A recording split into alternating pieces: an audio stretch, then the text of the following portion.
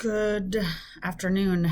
Our lesson on critical thinking today. Hopefully, you read the assigned chapter in the online textbook on critical thinking. It kind of goes a little bit along with emotional intelligence, which is something we've also discussed. So, what is critical thinking? I know that it's a skill that we talked about. A lot of employers are looking for potential employees to have and be able to demonstrate. But do you know what it means to be a critical thinker? And do you know how to develop that skill? Critical thinking is the objective analysis and evaluation of an issue in order to form a judgment. So the ability to objectively look at something and evaluate it and then form an opinion. The key word here for me is really objective, right? It is difficult to be objective. It is difficult to truly look at something from an objective perspective and not take into account your personal experiences or your race or your culture or your sexual identity or the experiences you've had with your family. All of these things will often lead to a subjective analysis as opposed to an objective analysis. When you're critically thinking, you have the ability to skillfully analyze something, assess it, and then reconstruct your thinking. That means that you probably go into something thinking that you may or may not know the answer, but to critically think through something and get the answer to form a judgment, you have to analyze the data, you have to analyze the situation, you have to look for multiple answers, you have to consider lots of resources, and then be willing to actually change the way you think in case you were not right or in case your judgment was off. In situations in which you use critical thinking, these are questions you could ask yourself to decide if you're a critical thinker or not. Critical thinker asks lots of questions. So in class, I ask lots of questions when I don't understand. Those who think critically don't just take information as truth. You don't have to always agree with everything that you see or hear, but the ability to take it in and analyze it and decide how you feel about it. If I don't agree with what the group decides is the correct answer, I may challenge the group opinion. Critical thinkers are not afraid to challenge opinions. Critical thinkers are not afraid to ask more questions so that they can get a more clear and informed answer. I believe there are many solutions to a problem. Critical thinkers also understand that there may not only be one way to do something, that they understand that other people may come at something a different way and it doesn't necessarily make them wrong. Critical thinkers admire people in history who have challenged what was believed. There are lots of things that people believe just because they believe them and they like to. But critical thinkers may challenge what others believe as real. They may challenge what others believe, look for more information, look for data, ask for resources or opinions. Part of being a good critical thinker is taking in lots of resources and opinions and lots of data and deciding on your own judgment. I make an effort to listen to both sides of an argument before deciding which way I will go. Lots of times we come at arguments or we come to discussions armed with our answer and unwilling to actually hear. Critical thinkers listen to both sides and truly listen to both sides and weigh them before deciding what they think the best answer is. Critical thinkers ask lots of opinions about a political candidate before making up their mind. So just listening to your parents talk about something is probably going to give you only one opinion about a political candidate.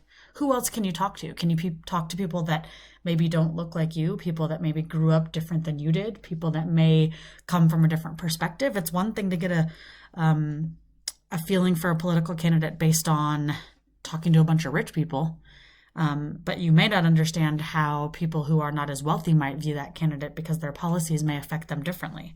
Or it's one thing to look about a candidate and think about what you like or don't like about them and talking to a bunch of other people of the same religion, right? Because they're going to have similar viewpoints. But talking to someone who may have a different religion may help you to decide whether or not that political candidate is right for everyone.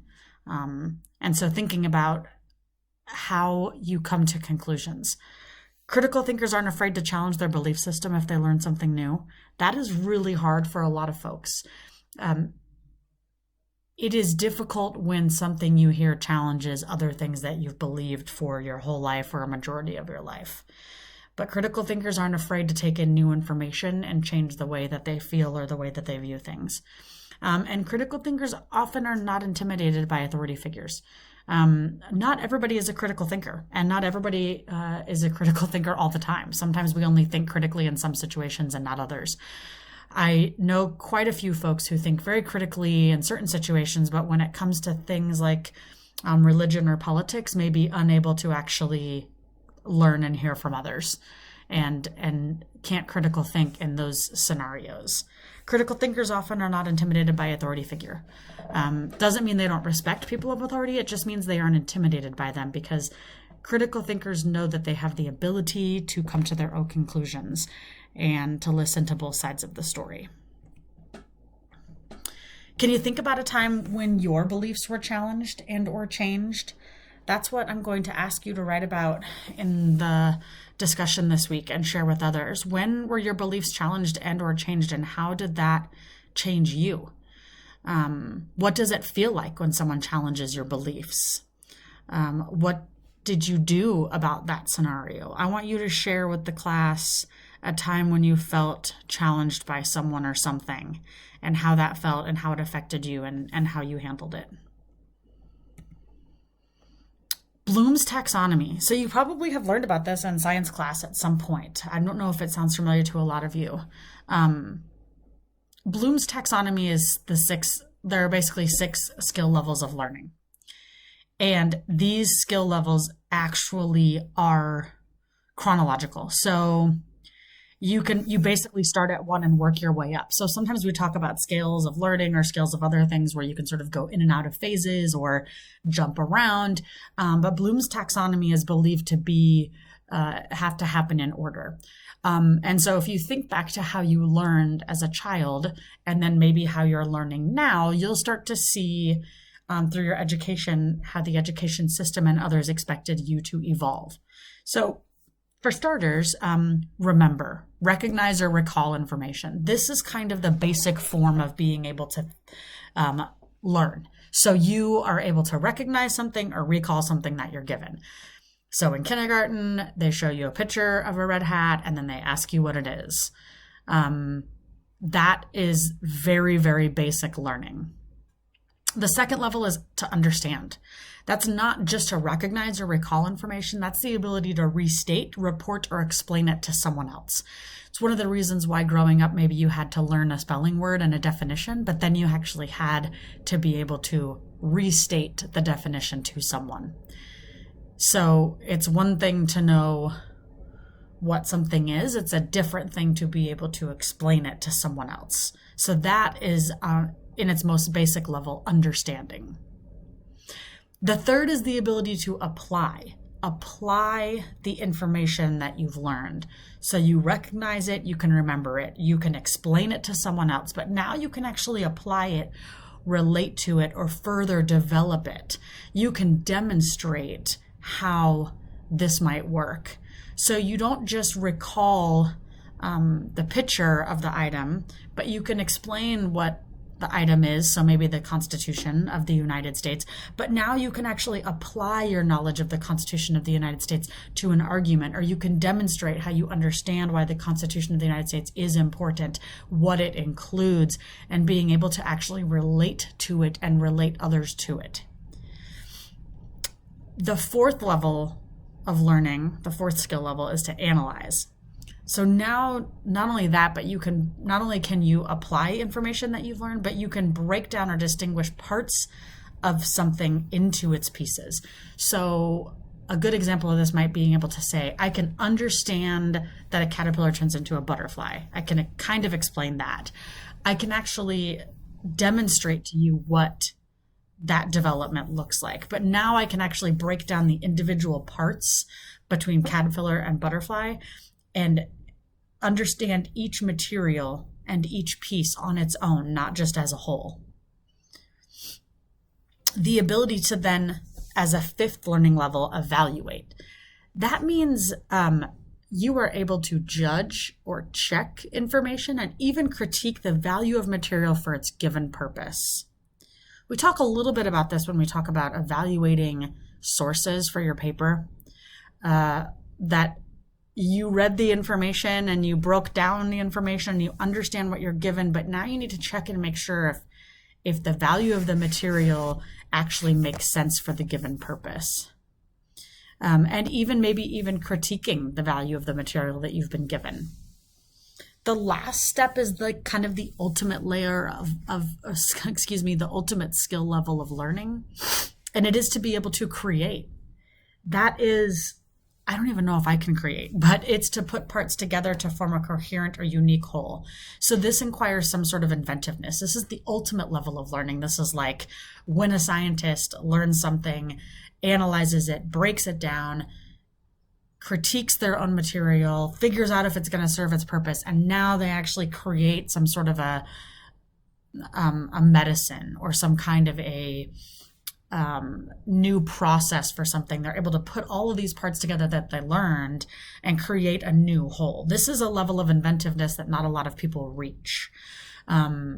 This is a level of learning that not a lot of people ever get to. It is the ultimate level of learning. So you're a doctor and you've got these skills, right? You recall information you've learned in biology. You can explain to a patient what the measles is. You can apply the information that you've learned about how measles spread in the United States in the time when it did. You can break down the parts of how someone gets the measles and what happens to them and all those components.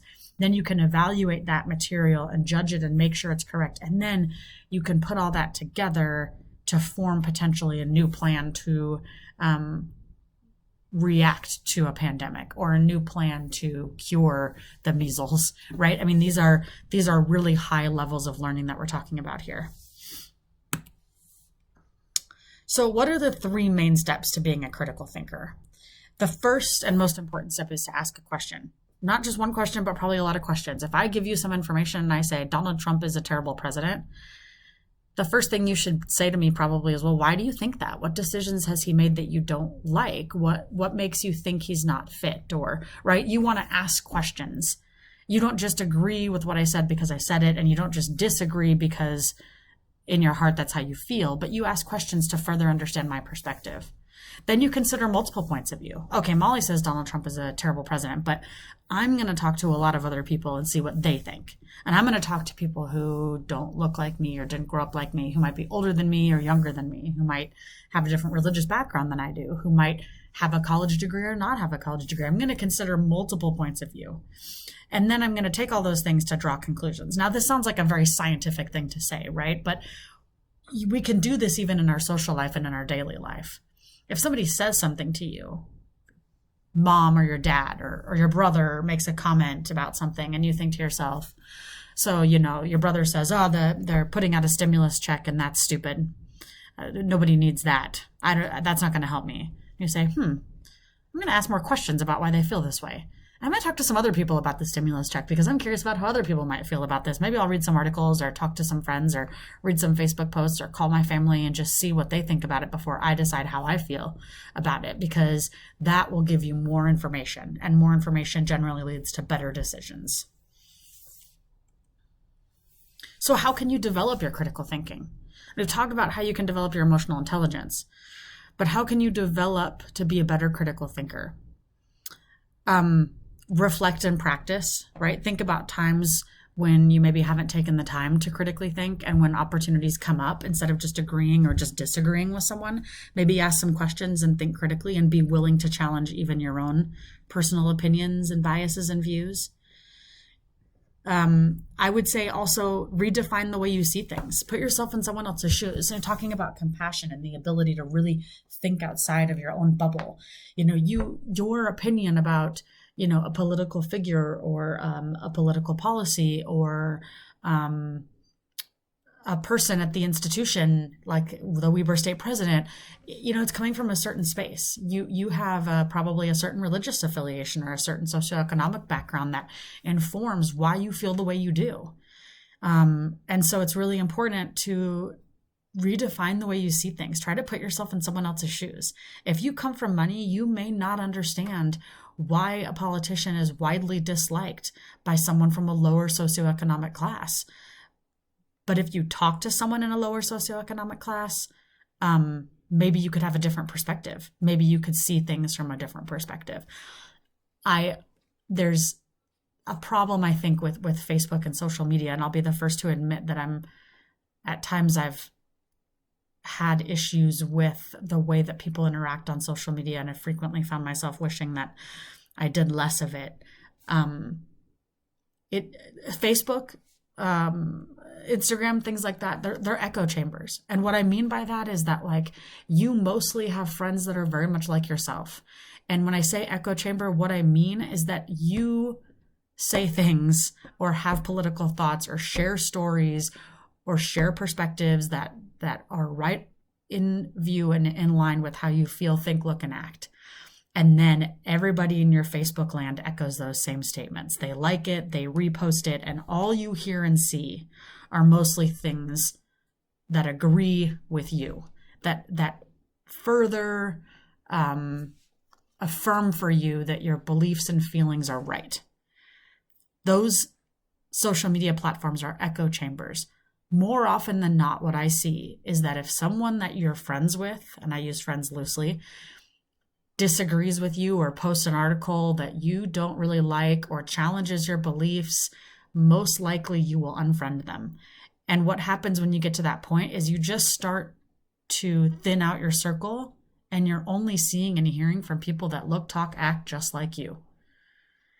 And therefore, you don't have a real perspective. Your perspective is very, very narrow most of the time. So put yourself in someone else's shoes. Analyze the influences on your life and your thinking. Why am I the way I am? Oh, my parents are middle class? Yeah. My parents are Asian American? Okay. So these are things that influence the way you think. And it's not wrong. It's just good to keep in mind. Middle class Asian Americans might have a different perspective on things than, upper class Hispanic person, right? These are, you come, or an upper class Jewish person. You come from a different perspective, and that's okay. Part of critically thinking is being able to accept that those perspectives are different. I also try to encourage students to express themselves, gain skills in being able to talk about how you feel clearly. It is not always easy when someone challenges the way you think or feel to be able to express yourself, to be able to really say what you mean and not just get defensive, walk away, shut up, or fight. And so practice getting skills in being able to express yourself. Take a class in debate, take a class in presentation or speech. Learn how to express the way you feel. Gain skills in being clear. Here are some standards to think about for critical thinking, and I encourage students to use these especially when they're reading articles of the political nature, because I see this a lot, or maybe not even political nature, but just articles even in the newspaper or online especially. What am I being asked to believe or accept? I read this article. What are they trying to get me to believe or accept? And what evidence are they providing that supports this? What are alternative ways that I could interpret this same evidence? So they're presenting the evidence this way, but when I read another article, they're taking the same evidence and interpreting it totally differently. And I see that all the time. The president says one thing and it can be interpreted in many different ways. It's important to think about the alternative ways that someone can interpret the evidence being presented. If you're really serious about figuring out what you believe, rate the evidence. How valid or strong is this? I mean, the evidence being presented, are you convinced? Is it strong? What assumptions or biases came up when you did these things? So using intuition or emotion, did it feel as you were reading the article like there was a lot of emotion behind it, or a lot of news and a lot of facts? Did someone talk about personal experience, or did they talk about facts? And then what additional evidence would help you to evaluate the alternatives? What else would you need? What other pieces of evidence would help you to make an opinion or a decision? And what conclusions are reasonable or likely from the information you've gathered? I really think that step number 2, what evidence is available to support the claim, is huge. You read the article, you see all the things, you believe what they ask you to believe, but you never went back and said, wait, is there evidence to support what they're telling me? What is the evidence? And then are there other ways to look at this piece of evidence? Let's talk about logical fallacies. I love talking about logical fallacies. They happen all the time. So what is a logical fallacy? A logical fallacy is like a trick, right? So if it's when somebody comes at you and says, I don't believe in this, and I think this is wrong, but instead of arguing that point with them, you attack the person. Well, you're an idiot and you didn't go to college.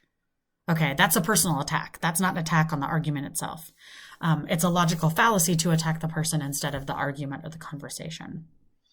Appealing to false authority is a big one. So you tell me you have an opinion, and you tell me you have an opinion on the IRS stimulus checks, and that opinion comes from the authority of your mother. She told you that. Well, your mother is not an authority on these matters, right? You are appealing your argument to a false authority. Not because you talked to someone from the IRS or because you actually read the bill that Congress proposed, because it's like 800 pages, right? But when you're appealing to a false authority in an argument, well, that's because my pastor said so. And my pastor told me that the IRS stimulus check is a bad thing. Your pastor is not an authority on governmental matters, right? And so those kinds of arguments don't work. Jumping on the bandwagon. So just doing it because everybody else is doing it. Well, why are you doing this? Oh, I'm doing it because everybody else is doing it. I was reading, or I was watching interviews about why people are buying all this toilet paper because of the coronavirus. And they were at Costco interviewing people. And they said, well, why are you buying so much toilet paper? Like, what do you think you're going to need it for? And he was like, well, I don't know, but everybody else is buying toilet paper. And if I don't buy any, then there won't be any left. And they're like, right, but if you keep buying it, then there really won't be any left. He's like, but I don't want to be the last one to buying it. Everybody else is buying it, so I'm just buying it. It's not a very good argument. Doesn't even know why he's buying toilet paper. He's just doing it because everyone else is. That's called jumping on the bandwagon. One of my favorites, assuming that something is true because it hasn't been proven false. Trying to tell somebody that something is true because they can't prove that it's false doesn't make something true. It's an argument that a lot of people use. Well, prove it then. Well, no, you cannot say that something is true just because somebody hasn't proven it false. That's like how our court system, what if our court system worked like that? Well, I think you committed murder. Well, prove that you didn't. Okay, you can't, then you committed murder. Not necessarily, right? So that is not a good argument. Falling victim to a false cause, making hasty generalizations, so just assuming and making generalizations. Well, because I talked to 2 people that are unhappy that classes moved online. Like pretty much all students are unhappy that classes moved online. And I hear this a lot. Well, this material is really hard and everybody in this class thinks that this class is hard. Oh, really? Everybody does? Yeah. Who did you talk to? Oh, my friend. Oh, your friend that sits right next to you and looks and acts just like you do also is struggling in this class and thinks it's hard. So yeah, so everybody thinks it's hard. That's a hasty generalization. Just making a generalization for the sake of it. You talk to 3 people who think something, so everybody must think something. Slippery slope. I'm sure you've heard the phrase, that's a slippery slope. People like to use this as an argument. Well, if you, an example would be, and I heard this argument years ago as it related to same-sex marriage. So the argument was, well, men and women can marry, but if you let other people marry, then all of a sudden, like, everybody can like marry their pets and marry their goats, and people could just marry their kids and stuff. So that's a real slippery slope. Well, that's not really true. Just because you let one set of people get married and then you let another set of people get married doesn't mean that in 10 years we're going to be marrying our pets just because we can. That's a slippery slope argument. It's used a lot. Somebody used it with me about 2 years ago. I was having an event on campus and long story short, someone wanted to come through the union and march through with an organized group to demonstrate, and they were going to talk on their megaphone. And I said, okay, that's fine. I can allow that. And someone called me and said, well, why you shouldn't be doing that? And I said, well, I can do that. It's my building. It's my policy. We've talked about it. We allow for demonstration of free speech in our building. I'm fine with it. And they're like, well, if you let them do it in the union, then everybody has to let them do it in the library, in the gym, everywhere. No, that's a slippery slope argument, and it's not true. Just because I'm letting someone do something in the union doesn't mean they can do it everywhere. Your parents probably used this argument with you growing up if you had siblings. Well, if I give you a piece of candy, I have to give all the kids candy. Here's the thing, life isn't fair, and slippery slope argument does not apply. Just because one or two people get something doesn't mean that everybody does. And so that the slippery slope argument is what we call a logical fallacy. So, aids to critical thinking. What can you do to become a better critical thinker? First couple things. Recognize your biases, cultural bias. What impact might my cultural have on the way that I think? What traditions do I participate in that may seem odd to others? Your religious bias. On what basis do I question the beliefs of others? You question the beliefs of others probably from your own basis of religion. And what makes my beliefs valid when I believe someone else's are not? So when you start to think critically, think to yourself, am I asking these questions because I think it's okay to question others' beliefs, but I believe mine are valid and everyone else's are not? And is that okay? Because most people would consider that a religious bias of some sort. A racial bias. Do I believe stereotypes about those outside my own race? And what stereotypes might other races have about me? These exist. Stereotypes exist. And we've talked about this before in class. Acknowledging that they exist is part of the process. Because if we don't acknowledge that that stereotype exists and that we're not going to participate in continuing that stereotype, then we just ignore racism and racial bias. So gender bias. How does my gender affect how others treat me? And how might my gender affect my views on topics? Of course it would. Right? And that's okay. But as a woman, my gender affects my views on topics relevant to sexual assault, because sexual assault far and away affects more women than men. And as a woman who's experienced sexual assault, I have an even different view.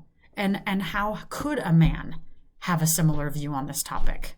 Because they don't come from a woman perspective, they wouldn't know. And there are similar topics that I wouldn't understand as well, not being a man, right? Being able to admit that and being able to get other points of view, understanding how your gender does affect the way that you think, feel, and act is really important to keep your gender bias low. What is my economic bias? What makes me better or worse off than others? How do I view those with different economic status than myself? I mean, really think about that, especially when it comes to how we view the poor. I've noticed a lot throughout this pandemic that we're experiencing right now. The idea that we think in a capitalist country that people should work for what you have, pull yourself up by your bootstraps. I have health insurance because I went to college and got a good job. And I think health insurance is important and I think people should have it. But I don't necessarily think that it's important for the people who mow my lawn to have it, because I don't really care about that. I think it's super important work that they do. Those are the people that are working the front lines right now, right? People who are out taking care of people's yards, people who are serving people food at the Applebee's drive-thru, people who are working at the pharmacies making minimum wage while you get your prescription or buy your toilet paper. And the people who work at Costco are risking their lives to go to work every day so that you can go get your groceries, right? And we believe that the work they do is really important to our country because we know that we can't function without that, obviously, right? Because here we are in a situation where more than half the country is working from home. But if it wasn't for all those people, our country would be halted major economically. Nobody driving the public buses, right? So we all think those jobs are really important, but we don't think those people are important enough to get paid well to do them. And we don't think those people are important enough to have health insurance. That's an economic bias. I have health insurance and I have a job that lets me stay at home So I can go to the store and let someone serve me my groceries and walk out to my car and put them in and think to myself, oh, I'm so glad that these people work. But then when taxes come and when political stuff happens, I think to myself, it's a capitalist country. I work for what I have. They should too. Well, everybody works for what they have. And there's no reason why people who make less should get less necessarily, because everybody knows that someone needs to check out your groceries, right? Everybody knows that someone needs to drive the Uber car. Everybody knows that someone needs to deliver your pizza. But do you think those someones aren't worthy of health insurance and a basic living wage? Does your economic bias impact the way you feel about others? So when someone is challenging your perspective, stop for a minute, find out where they may be coming from, look for proof, recognize biases. These things will help you become a better critical thinker. I like to share this because it is one of the things that I think is really helpful to consider when you're reading the news or reading news sources. So you can look this up online, and I can actually post the most current version. I haven't updated this in 2 years, but I always send the current version straight to Canvas, so I'll send that out to you. What I want you to see, I'm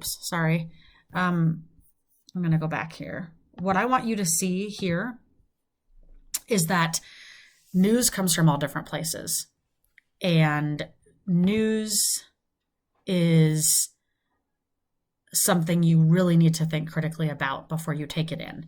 So what we have here on this scale is journalistic quality. So the quality of the material. So we have complex, so more scientific, lots of data, maybe even at times difficult to read. Some may refer to as heady or in-depth, okay?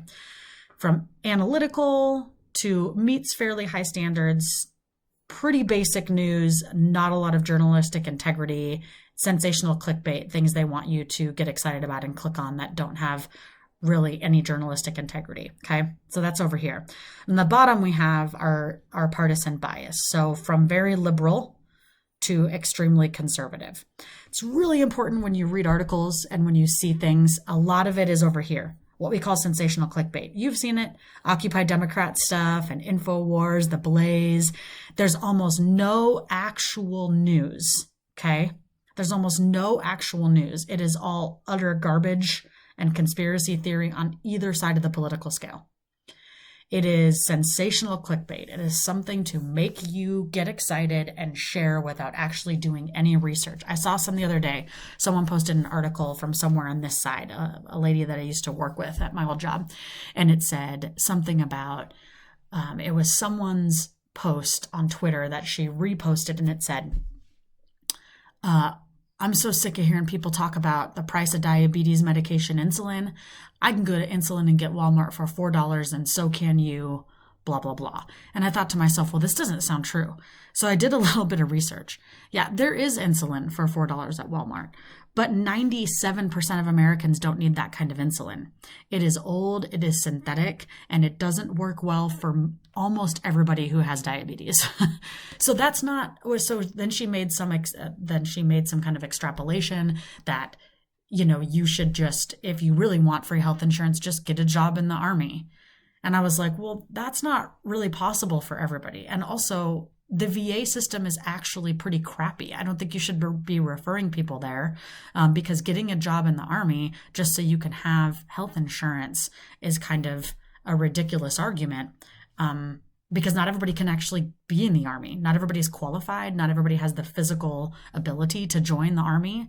Like if you have sight impairment, you cannot join the Army. So that's really not helpful to tell somebody. But it's also just wrong. It's not actual news. That's garbage. That's a conspiracy theory. That's just nonsense.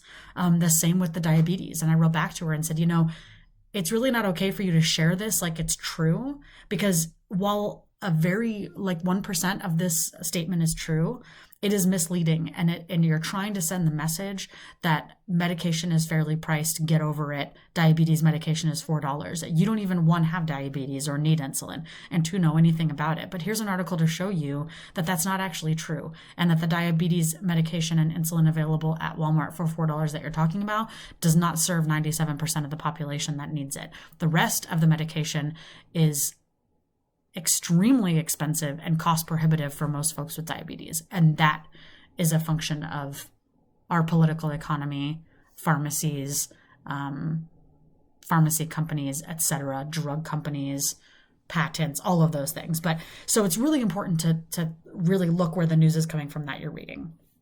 So what we have here, why does it keep doing that? Sorry, folks. I don't know why it's doing that. I'm going to go back really fast. So what we have here is local TV news. So generally we're talking about watching the news like KSL, and what we have here is it's really mainstream. It's usually not very biased in terms of political affiliation, but the actual news being reported is pretty basic. It's not very in-depth. It doesn't give you a lot of data.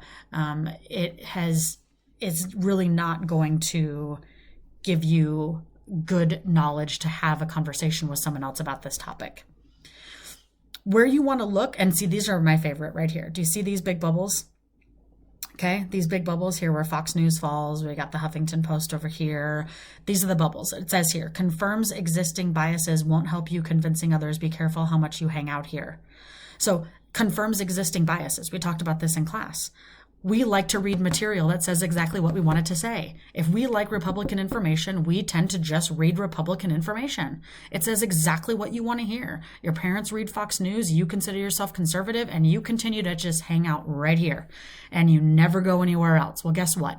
All this does is confirm your bias, which a lot of people like. It's not going to push you outside your comfort zone. It's not going to help you learn anything. It's not going to help you convince others over here because you're not coming up with any actual information. If you come to talk to someone who's a little bit more liberal and you start talking about Fox News, they will shut you down because it's kind of garbage. Same thing over here.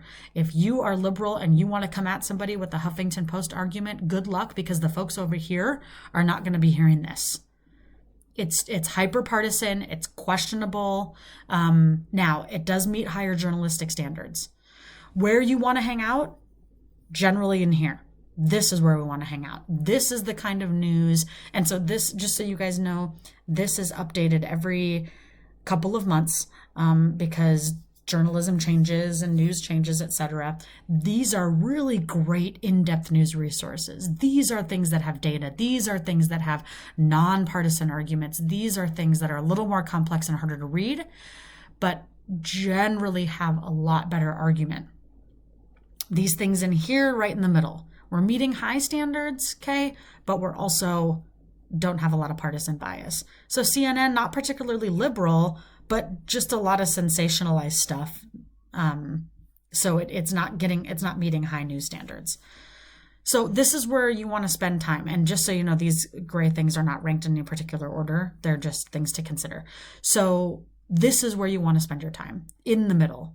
Examples: Washington Post, New York Times, NPR, BBC, PBS, ABC, CBS News, NBC, AP, Reuters. These are all very good journalistic resources that are going to present a partisan bias and hopefully allow you to use the data to make your own decisions.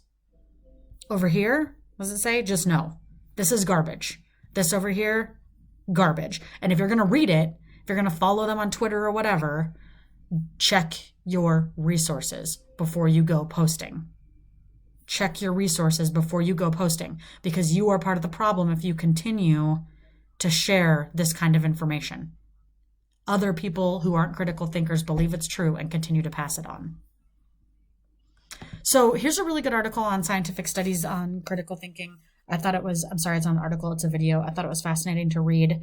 I encourage you to read it if you want to learn more about how to become a better critical thinker. I hope you did well on the quiz, and I look forward to reading your